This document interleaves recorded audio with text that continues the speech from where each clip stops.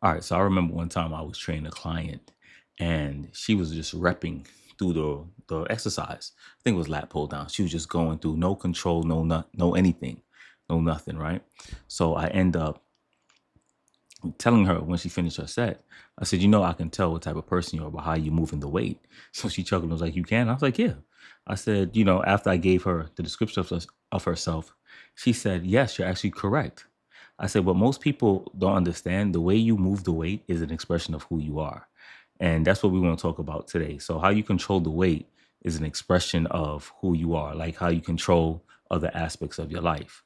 You see what I'm saying? So I've been in the gym for damn near 20 years working out, but after a while, you develop a trained eye to notice certain things. You know how people work out, posture, all kind of stuff, right? Especially as a personal trainer as well. So sometimes you'll see two people doing the same exact exercise, right? And it'd be totally different outcome. Or even better, I can take the same person and when they first came into the gym until where they are now, it'll be the same exercise, sometimes even the same weight. And the way they're moving the weight is totally different, right? So when you're beginning, you're doing it without any control. You're just trying to push the weight, right? You're just pushing forward, just moving force. No control, no positive, no negative, no control of the eccentric and concentric motions, right? So it's all about, and then as you mature and you get better, you start to develop how to control both, right? So it's a different stimulus because you're not the same person. You're a different person, so you're starting to control both aspects, right? The eccentric and concentric, and that's leading to a better result, therefore a better body. All right. So it's all about yes, it is a technique, but it's not just about that. It's a whole new system and how your body responds to it. All right. So what's actually happening, right? When you lowering the weight, which is called the eccentric phase, right? You're actually recruiting more motor neurons, right? Than lifting, right? So your nervous system is actually adapting to what you're doing. And that's one of the key too. And that's how you get stronger because it's all about stressing your nervous system, right? So everybody like the pump and everything like that. Train to get stronger and muscle's gonna come. That's a simple equation. All right. But as I was saying, so when it comes to this movement, right, or this stimulus, research on eccentric loading consistently shows it demands more precise motor control and produces more muscle damage adaptation per rep than the concentric phase. All right. So this is why the slow negative reps build strength and hypertrophy so effectively. All right. But it's all because it's forcing your nervous system to stay engaged the entire time, not just the moment at effort. Right. So you never want to rush the eccentric phase or just waste reps. This is why you have to be present in what you're doing. But also, as you mature too in life, everything has a negative and positive aspect as well. So how do you handle it? Meaning that weight, right? Are you just rushing through, being reactive, or are you taking your time, adapting to that stimulus to help you become better? All right. So everything is connected. You know that, right? So that's one way to look at it as well when we are building our body. 'Cause like I said, it's a form of expression. And I tell clients this too. It's also a building block for you. That's the intangible that working out adds to your life. It helps character building. And this is one way that it does is okay. So, most people produce force when they need to, right? They push all day, they grind all their life, sacrifice, also pay the price. Shout out to Dipsey Hustle, right? But when life is exciting, that's what everyone want to do: rush, enjoy the moment. But when the concentric phase of life, effort under pressure, that's when most people find uh, when the stakes are obvious, right? So the eccentric phase of life is different, like I just mentioned before. It's about having the control on the descent, right? So you have to stay calm when you're provoked instead of reacting. And this is what we talked about moments ago, right? Sitting in discomfort. I did videos about that, but it's applicable to here as well. And letting hard moment pass through you slowly instead of collapsing under or slamming it shut. All right. So that effort is in the traditional sense is breaking, right? But we're here to build you back up. All right. So that's a load that nobody really talks about as well. And this is one of the gym. This is why I like the gym so much. Or for some people or most, it's very therapeutic because you can get immediate physical feedback on whether you're actually in control or you're just along for the ride. So this is why you have to stay present. And that's one of the things I told my client as well. That's why the presence is called a gift. So you have to stay in the moment and appreciate what you're going through. So it's about tempo. Um, there's various tempos on a slow it. Some people count it slow, 5, 4, 3, 2, 1.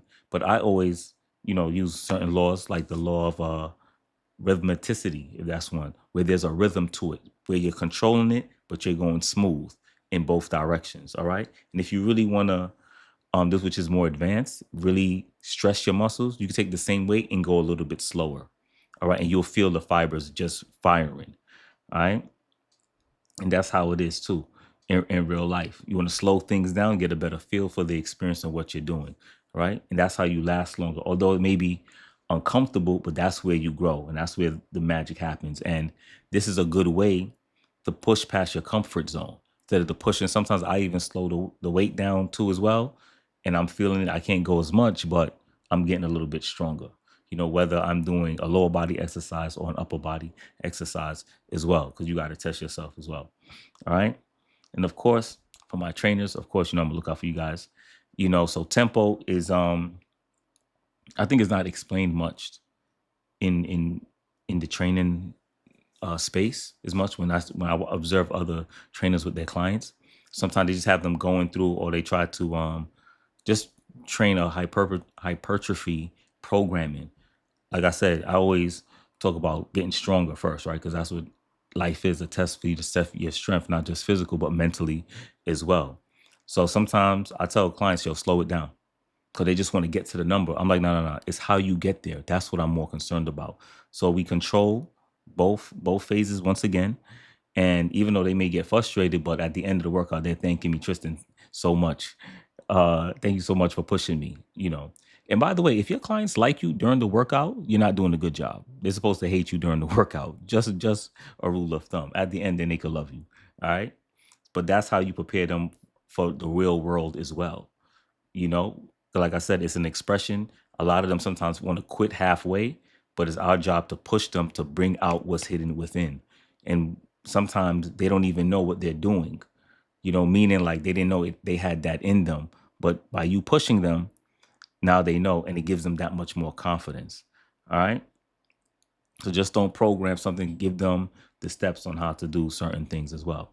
All right. So control isn't about lifting more, it's really about being present throughout the whole time. I remember one time I was lifting and I was lifting a heavy dumbbell, and the way how I controlled it. And the gentleman said to me, that's how you lift the weight. It's about control. And a lot of people don't know anything about that. And that's what I like about as well. And by the way, man, yo, stop slamming the weights. Stop slamming. That shit is annoying. Stop slamming the weight. Even if you throwing it down, there's a way how you do it. It's still with control and precision. And the weight has to be over 100 pounds. Don't be dropping no light ass weight on the ground or throwing it. There's a dude in my gym that always does it, and I find it hilarious. When he picks the weight up and he throws it on the floor, it's hilarious. But yeah, man, that's corny, man. And you actually lose gains on the table when you throw the that's my dog if y'all hear scratching. If you actually drop the weight like that. I had a client like that. Oh, it looks cool. I said, no, it doesn't. I said, stop watching Instagram. That shit is not cool. It shows lack of control. But anyway, so you want to keep them controlled throughout the whole range of motion.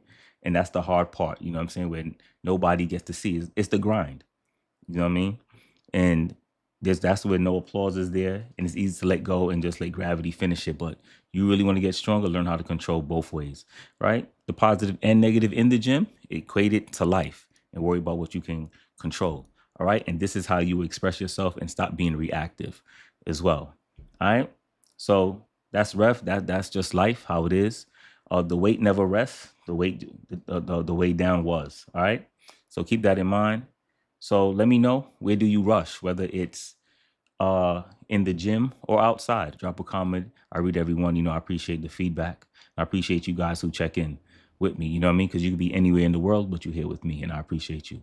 If you have any ideas to, any questions or comments, or something you want me to talk on as well, put it out in the comments. I'm open to suggestions as well. All right. And if you need an online program that will get you from lead to go, point A to point B in a straight line in the most efficient way, click the link in my description, reach out, and we see if we can work together to get you to your best version of yourself. All right. Whether it's one-on-one programming or macronutrient coaching as well.